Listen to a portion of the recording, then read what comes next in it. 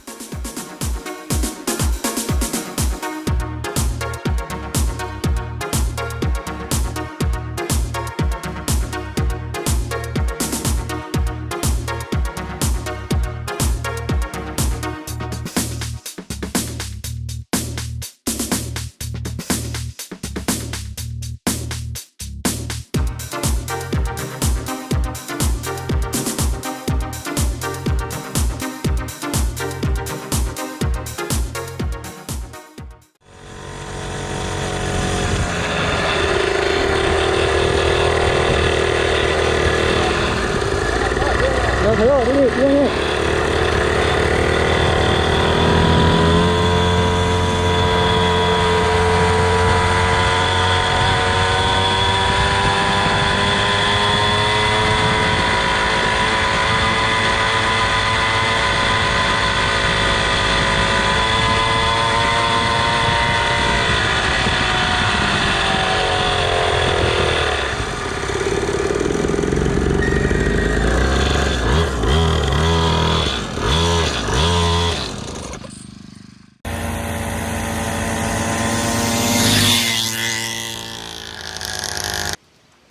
Như vậy là con này thua cuộc anh em ạ.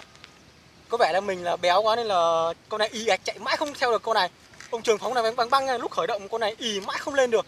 Cuối cùng cũng lên gần bằng con này được nhưng mà không ăn thua. Thôi bây giờ về anh em nhá. Làm vòng nữa con này không nhỉ? Trường sẽ thử cái này không? Trường thử con này đi nào. Làm luôn. Cho đội mũ đây đi.